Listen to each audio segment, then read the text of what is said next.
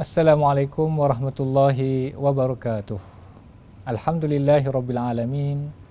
Wassalatu wassalamu ala asyrafil anbiya'i wal mursalin wa ala alihi wa sahbihi ajma'in.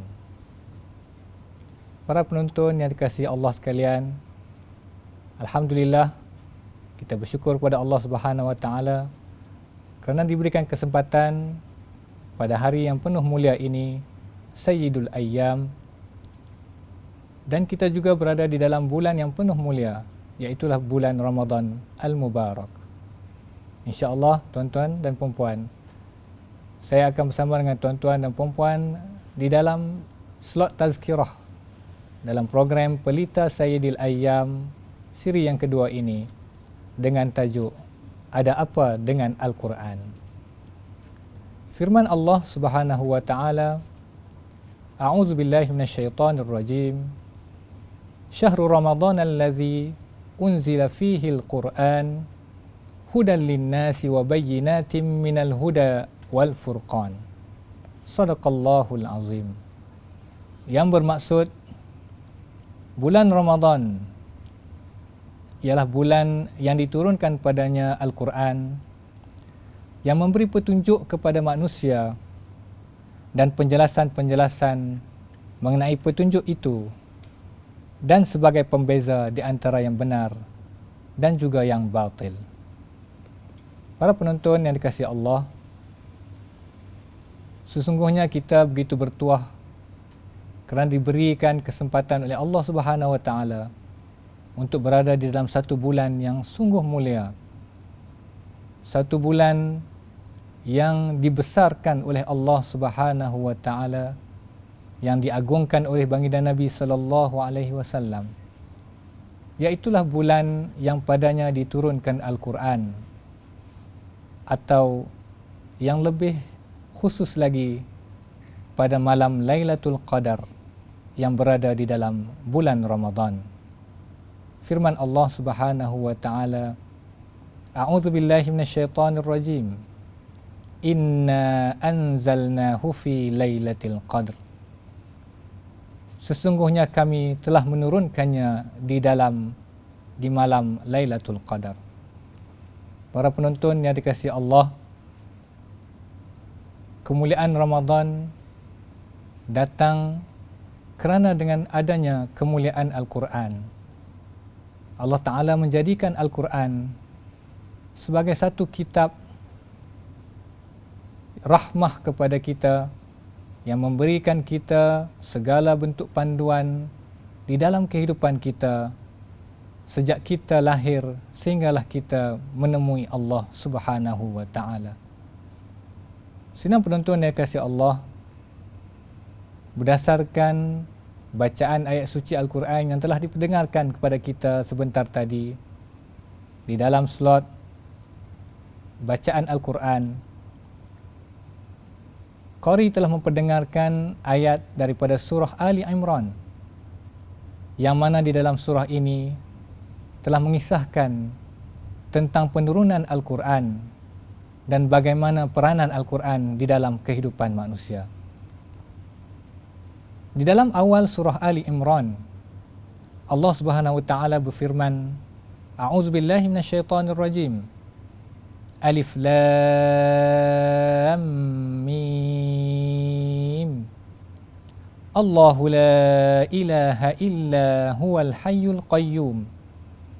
Nazzala 'alaikal kitaba bil haqqi musaddiqan lima bayna yadayhi wa anzalat Taurata wal Injil.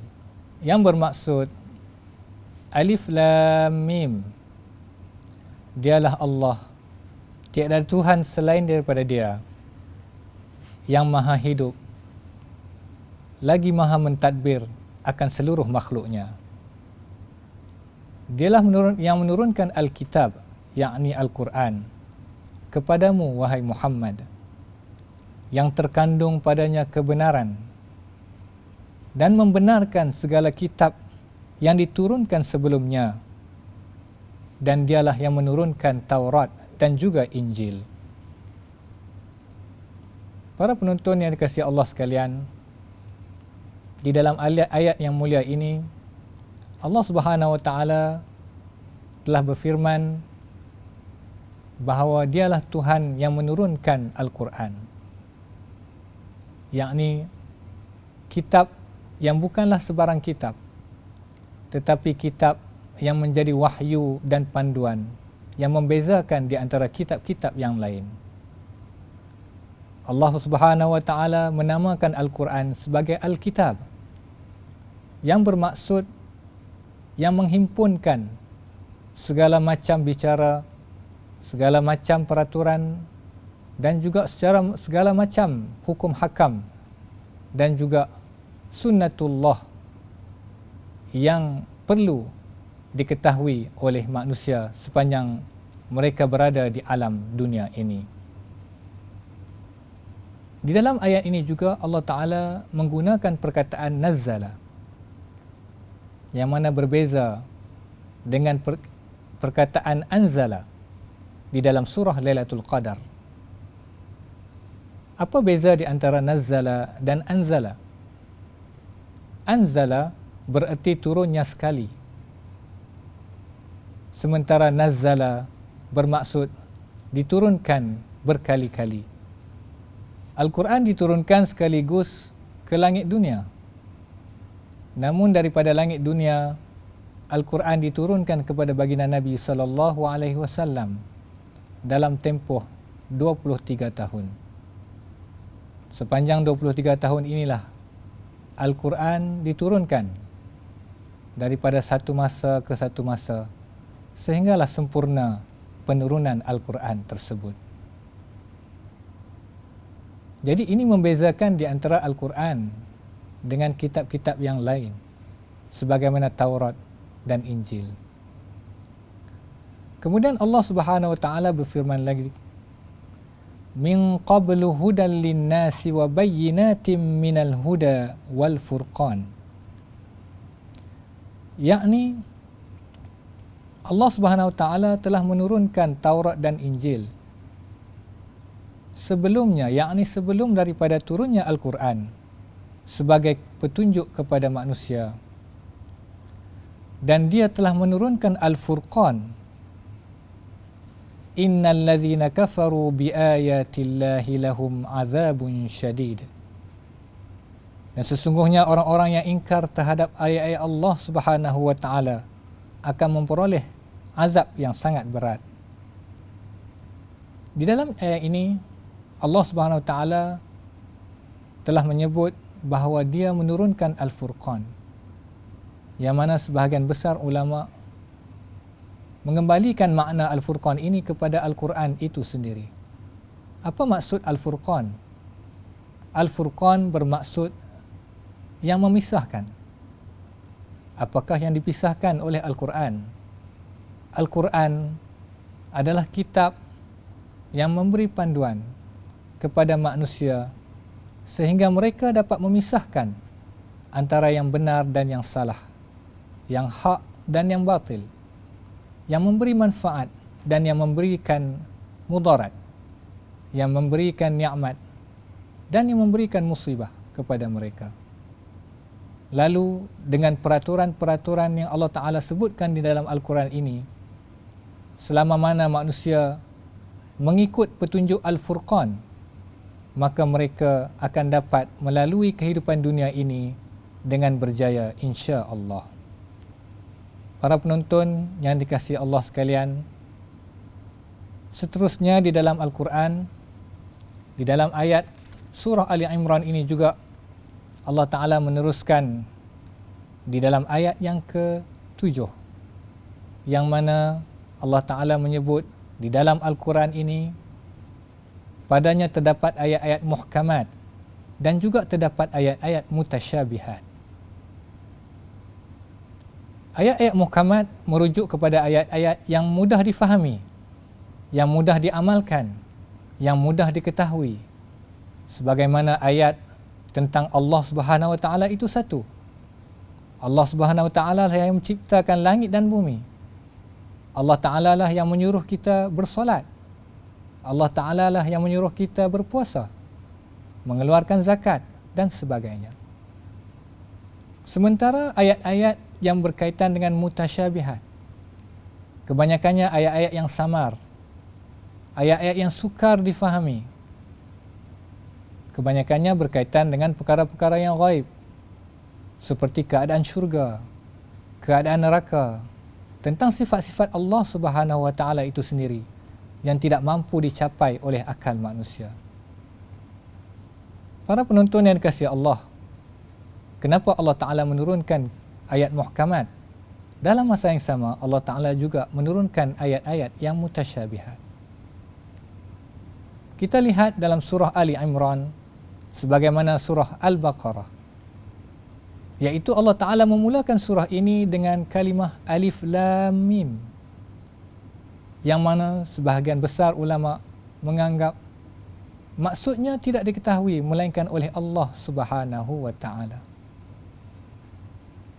Dalam perihal Al-Quran, Al-Quran mengajar kita bahawa dalam kita mencapai ilmu pengetahuan, sebenarnya banyak benda yang kita tidak ketahui.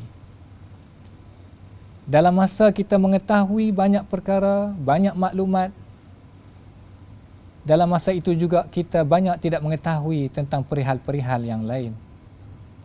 Begitulah Allah Ta'ala gambarkan kita sebagai manusia, sebesar mana pun darjat kita, seluas mana pun ilmu kita, di situ ada Tuhan yang maha mengetahui, yang lebih mengetahui daripada kita, dan kepadanya lah kita sandar segala ilmu dan juga segala pengetahuan tentang perkara-perkara yang terdahulu dan juga perkara-perkara yang kemudian.